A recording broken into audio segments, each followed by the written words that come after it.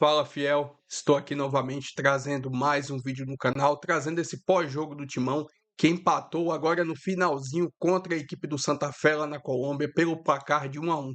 Resultado importantíssimo que deixa o Corinthians bem próximo da classificação para as oitavas de finais da Libertadores. A depender do resultado amanhã, se o Peñarol não vencer a equipe da Platense, o Corinthians já está classificado. Enfim, estou trazendo as análises desse pós-jogo. Se inscreva no canal. Deixa seu like, se quiserem deixar a opinião de vocês aí nos comentários e vamos com o vídeo. Vamos falar um pouco sobre o Corinthians. O Corinthians foi a Bogotá, na Colômbia, empatou com o Santa Fé. Um jogo duro para o Corinthians também, a gente já imaginava que seria, né? Um time físico, um time intenso. O Corinthians acho que até fez um bom primeiro tempo, mas caiu demais no segundo, a ponto de... Até brincava na sala, a gente estava assistindo o jogo, eu, Mansur e Ramon, e aí eu falei, ô Mansur... para quem gosta de aposta aqui, o negócio pode ser bom, hein? Quem é que toma o gol primeiro? Porque tava iminente, né? Assim, nos dois jogos, a gente vendo os dois jogos ao mesmo tempo.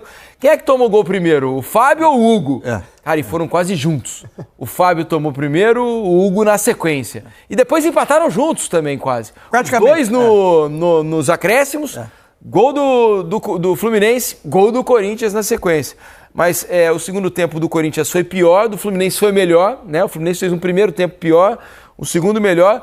Mas quais as lições que o Corinthians tira desse jogo para levar para a próxima fase, especialmente porque essa já está no bolso? Bom, primeiro assim, a gente imaginava que o Corinthians pudesse ter um jogo um pouco mais difícil, diante de um adversário que em tese teria um pouco mais de qualidade técnica, mas é bom lembrar também que o Santa Fé fez hoje só o seu segundo ponto na Libertadores, né? 4 rodadas.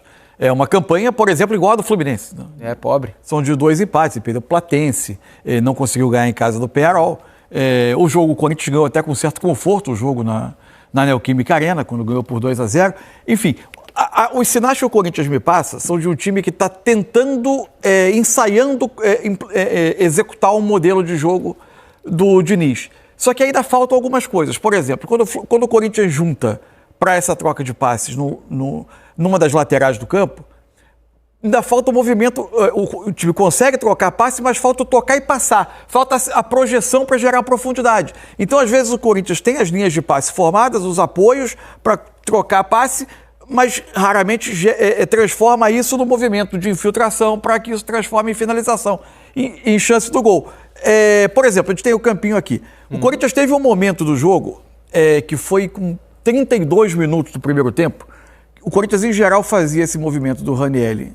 Na hora de fazer a saída, ele se posicionava ao lado. Aliás, jogou muito bem o Ranieri, né? Tanto, de novo, né? Vem jogando muito. De novo, tanto desarmando quanto participando. E aí você tinha aqui o Bidon, o próprio Garro vinha, eventualmente o Lingard vinha, para você fazer uma superioridade. Naturalmente, você traz a marcação para esse lado. E nesse lance, o Corinthians conseguiu até fazer a inversão para o lado oposto para pegar o Bidu pelo outro lado. A jogada termina bem numa finalização, na melhor jogada do Corinthians no jogo.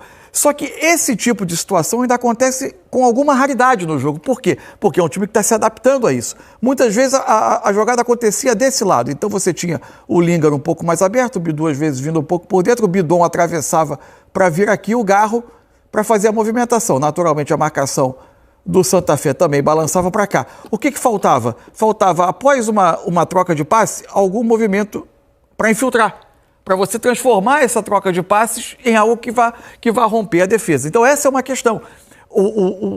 Você complementar essa troca de passe com algo que termine em finalização. Agora, em 2 momentos do jogo, especialmente, que eu me lembro aqui pelo menos, o Corinthians, no estilo bem característico do jogo do Diniz, faz uma transição, 2, saindo do campo de defesa, saindo de um tiro de meta, o primeiro no lado esquerdo. Foi essa que eu falei, aos 32, da direita para a esquerda e depois o oposto. Isso, tem uma que termina com o cruzamento do Yuri, o Mateuzinho dando um carrinho lá do segundo palco, o Mateuzinho entra sozinho, o passe do Yuri é um pouquinho forte, mas é uma jogada toda trabalhada do lado esquerdo, o Corinthians escapa, o Yuri cruza, o Mateuzinho dá um carrinho. Pô, seria uma linda jogada característica do dinizismo que não termina em gol. E depois, no lado direito, também acontece, troca de passe, um lançamento muito bom para o Yuri. O Yuri acaba dominando mal, mas era uma ótima condição para ele avançar, sairia quase que de frente para o goleiro. né? Mas ali uma falta de refino técnico acabou não fazendo com que a jogada terminasse, por exemplo, numa finalização. É que essas articulações ainda ocorrem de maneira um pouco mais esparsa, né? Quando o Corinthians conseguir ter isso, além, evidentemente, de outras questões de repertório. Por exemplo, seja a bola parada, seja hoje com a bola em movimento, a presença ofensiva do Gustavo Henrique, é algo que já está muito marcante, porque a qualidade dele, né? E a cabeçada é muito bonita. Cabeça, né? E, para fechar, o ponto preocupante para mim, assim, o Corinthians não fez uma partida defensivamente ruim o tempo todo, mas a coordenação do time, a linha defensiva está toda quebrada no lance. E só isso é o que dá condição ao Rodalega para receber a bola. Entra com muita facilidade e a linha está quebrada. Eu não sei se você concorda, Ramon. Você que fez muito a última linha defensiva ali. O Ramon, o Mansur nem tanto, fez um pouco menos. Um pouquinho menos. Um pouco menos. Mas ali, para mim, eu fiquei com a impressão de uma falha do Gabriel Paulista, né? Porque ele claramente tenta fazer a linha e deixar o jogador, o Rodalega, impedido. No lance em que a bola fura a defesa e entra para que o atacante colombiano fizesse o gol. Não faltou ele tirar um pouquinho do espaço ali, fechar um pouquinho mais o espaço para que aquela bola não entrasse ali, percebendo que o Rodalega só podia receber a bola naquele lugar, porque os outros estavam todos cobertos? Assim, quando a linha está quebrada, como o Mansur citou, sempre vai evidenciar o erro de quem está participando do lance. É muito difícil isso, porque quando a gente tiver as imagens e nós mostrarmos, a gente vai perceber que o Gabriel Paulista, ele olha 2 vezes para o Rodalega para ver a questão do posicionamento. E ele tem o Gustavo Henrique à frente dele. A condição é o Bidu. É o Bidu lá do outro lado. Só que o Bidu está quebrando a linha. Eu acho que pelo Gustavo Henrique estar na frente dele, ele não tem essa visão do Bidu estar quebrando a linha. Porque foi um espaço... Isso aqui de espaço também. É muito difícil você controlar, no calor do jogo, né, um espaço desse tamanho. Ele olha 2 vezes para o Rodalega e percebe o Rodalega meio corpo à frente dele, se posiciona na linha do Gustavo Henrique. Só que aí, ok, a gente pode questionar a falta da pressão do Yuri, que estava próximo da bola, e do André. Mas o passe que o jogador do Santa Fé dá é um passe de espetacular. E quando o Gabriel Paulista resolve reagir, esquece, a bola já passou. Mas assim, repito, quando tiver a imagem a gente vai ver a linha toda quebrada. O Gabriel se ajusta ao Gustavo Henrique no último momento, e aí, óbvio, a linha quebrada, o passe muito bem dado entra e evidencia o Gabriel Paulista. É um erro geral. Eu acho que a gente não pode individualizar nessa questão, é um erro de posicionamento geral da defesa da linha de 4. Tem uma outra questão que vale a pena, a gente sempre fala aqui, né? Não é uma altitude a de Bogotá, como, por exemplo, de La Paz, né, de Quito, mas são 2.600 metros de altitude, né? Os jogadores dizem que a partir de 2.500 dá para sentir alguma coisa em termos de efeitos. Mas acho que até nesse ponto o Corinthians até se comportou bem, né, Mansur? O Corinthians conseguiu enfrentar o jogo, fisicamente suportou, até foi buscar o empate no final da partida. Não parece ter sido esse um problema para que o Corinthians não saísse com uma vitória hoje lá, por exemplo. Estou até consultando aqui, porque me chamou a atenção, até por esse aspecto, se houvesse uma queixa dos jogadores, por exemplo, em relação à parte física, evidente que no desenrolar do jogo, você recuperar de um pique, isso tudo vai tendo efeito em qualquer minuto do jogo. Mas se você tivesse uma queixa sistemática de mais gente em campo sentindo, acho que a gente teria visto o Diniz fazer mexida mais cedo. Ele chegou aos 81 minutos, quando ele coloca o Carrillo, ele só tinha feito uma troca, né? Que era a mudança do entrada do Dieguinho. Aliás, do Dieguinho no lugar do André. Aliás, isso é um ponto. O André, eu acho que é um ponto. Caiu de produção, né? Para você sair levando essa bola tocada de trás para frente, você precisa muito que esses primeiros passes saiam com correção e com jogadores que tenham uma disposição a jogar, a arriscar. O André é muito impetuoso, de fato. Ele é, às vezes, até exageradamente. Sim. Mas, tecnicamente, além de estar um pouco ansioso em algumas divididas, em alguns botes, que levam ele a fazer algumas faltas que, às vezes, são um pouquinho acima do tom, ele está ansioso também com o jogo, ele às vezes carrega muito, se equivoca um pouco no momento do passe. Ele pintou como um jogador com um nível de atuação melhor do que ele está tendo agora. Ele é capaz de jogar melhor do que ele está jogando agora. O Ranieri, companheiro dele, é que está muito bem. Então, ele parece um pouco afoito, né, Ramon? Não sei até que ponto essa não transferência dele, né? Pode ter mexido um pouco com o psicológico dele, mas ele vem tendo algumas atitudes em campo até de marcação, de expulsão, que às vezes é uma coisa... Pode ser da idade também, que ele possa estar amadurecendo. Cabe ao Diniz perceber isso. eu gostaria de falar um pouco que o Mansur citou da questão dessa profundidade que falta, né? É um pouco ao Corinthians naquela paralela cheia que o Diniz faz. Eu acho que ele é um dos jogadores que poderia ser esse homem surpresa e partir de trás para ser, enquanto o Corinthians só está trocando esses passes por dentro, surpreender a defesa adversária. O Corinthians não tem característica de jogadores em campo, né? Que são pontas, de pontas. Ponta não.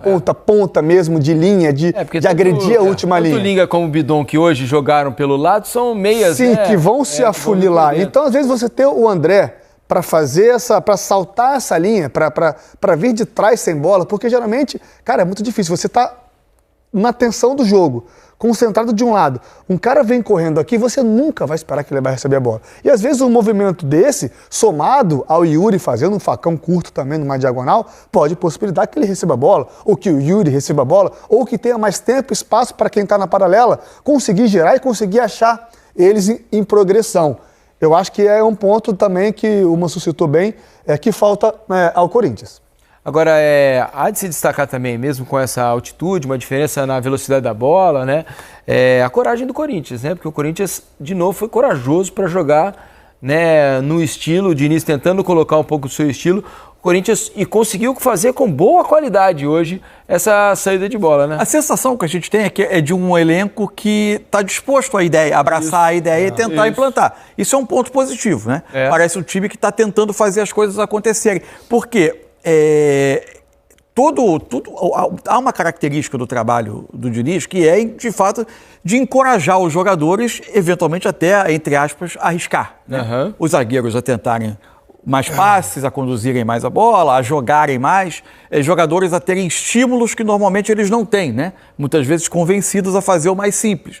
E tentar, e no caso do Diniz, encorajar jogadores a jogarem de peito aberto. Isso tem uma estratégia também que às vezes pode demandar um pouco mais de tempo, que é uma questão de convencimento, de fazer todo mundo comprar a ideia e tentar se mostrar dessa forma. Não parece ser essa uma questão, parece mesmo ser uma de ajuste, de adaptação, dos jogadores irem ao se conhecerem dentro dessa forma de jogar, de conseguirem executar. O Corinthians tende a ser um time que vai arriscar, vai jogar a sua maneira em qualquer campo. Evidentemente que às vezes vai ser colocado para trás, vai precisar sofrer um pouco mais atrás, defender isso aí faz parte de qualquer jogo. Hoje nem foi tanto o caso, o Corinthians não ficou longos períodos acuado do Corinthians. O jogo foi um jogo de alternâncias, né? Você citou a questão da coragem do Corinthians. O Corinthians no primeiro tempo, especialmente, controlou bem essa profundidade, né?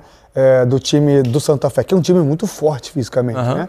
No entanto, que eu estava olhando aqui na questão de finalização... Vamos colocar os números, então. Não fale, por favor. Suspense. Não fale. Você deu o gancho aqui para a gente colocar os números do jogo e todo mundo, então, vai acompanhar com a gente. Olha só, o que os números dizem a respeito desse Corinthians e Santa Fé.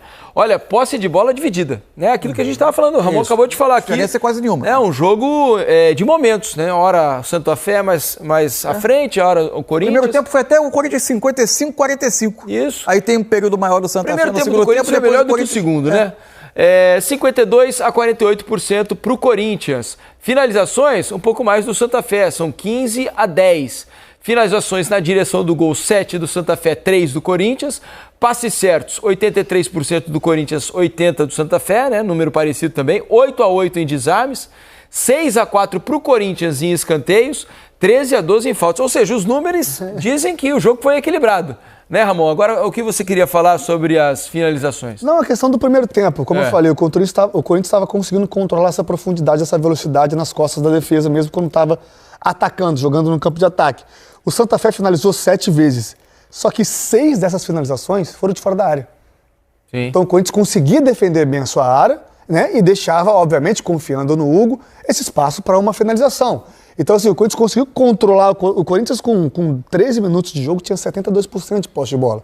O Corinthians teve as suas chances no primeiro tempo.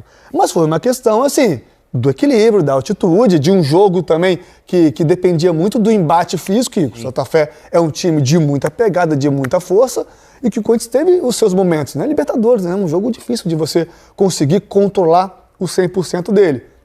Mas é isso, eu acho que foi um jogo equilibrado e o Corinthians foi premiado com esse golaço de cabeça no final. O que eu acho que deve estar deixando o torcedor do Corinthians com a pulga atrás da orelha, não é de hoje, e veja que é uma coisa assim antagônica em relação ao dinizismo, né?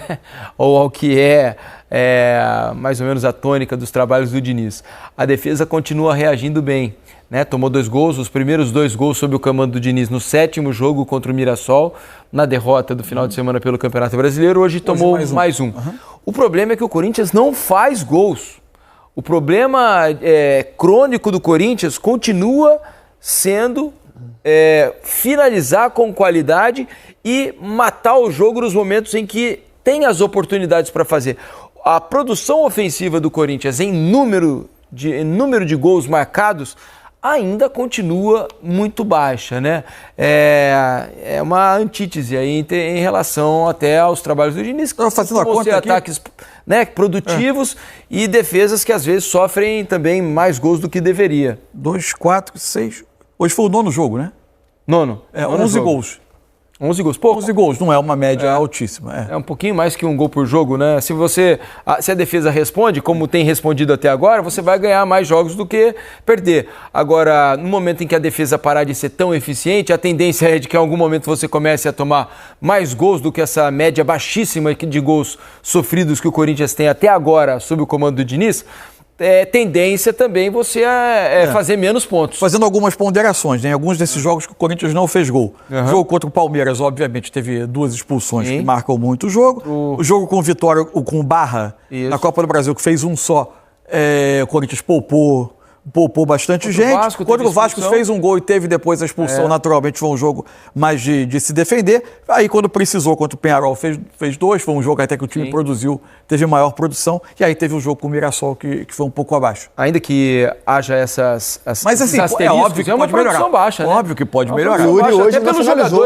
Yuri não finalizou hoje. Aliás, a produção, não é só o gol, a produção de oportunidades, né? A gente está acostumado a muitos trabalhos, por exemplo, que a gente olhava do Diniz e via que os times pareciam ter resultados abaixo do que produziam. Exatamente. Né? E o Corinthians às vezes tem até o controle, vai tentando executar as ideias, mas produção de chance de gol com finalização mais clara, o Corinthians pode crescer nesse aspecto num trabalho, 9 jogos, está começando. Exato. Eu não sei se é uma questão também do jeito que o Diniz tem montado, ele tem dado atenção a outras coisas nesse momento do que a outras, né? O Abel fala todo dia aqui, os outros treinadores também, da falta de tempo que os treinadores têm para realmente treinarem os times, né? E tenho percebido uma dificuldade do Yuri, né? Nesse aspecto, não só técnica nesses últimos jogos, assim, ele está com um pouco mais de dificuldade do que o habitual, mas às vezes com pouca companhia para poder tabelar, especialmente nos jogos mais longe de Itaquera, né? Porque lá o Corinthians ainda consegue se associar, todo mundo jogar um pouco mais perto e tal, com passes mais curtos, criar mais oportunidades em volume, assim, né? Mas hoje, por exemplo, eu achei o Yuri bastante sozinho no ataque, não, Ramon? Sim. E aí os números dele, né? Por essa falta de profundidade, como o Sul citou mais uma vez, o Yuri ele aparece, porque ele é esse jogador do ataque para fazer esse tipo de movimento. Então, assim, ele faz esse movimento justamente para tentar gerar um jogo para o Corinthians e desafogar essa tal dessa paralela cheia, que é o acúmulo dos jogadores de um lado do campo. E, de certa forma, ele vai ficando um pouco distante da área dele de finalizar. Em alguns momentos, né, até a gente citou vendo o jogo, no lance do jogo contra o Peñarol, ele recebe uma bola pela direita com mas muito tempo para finalizar. Parece que ele vai diminuindo a passada, ele demora a finalizar e o defensor do Peñarol consegue bloquear. E hoje tem uma jogada também pelo lado esquerdo, no primeiro tempo, que parece que ele correu, chegou e foi desacelerando, bola, né? Ele poderia entrar na área, poderia tentar... O jogador chega dando carrinho, drible. Exatamente. Em alguns momentos ele tem tomado uma decisão um pouco atrasada, né? O que não é comum pro Yuri. Mas eu acho que essa maneira de jogo agora do Diniz está fazendo com que ele se adapte também e leve um tempo para se acostumar com movimentos que podem ser precisos para ele.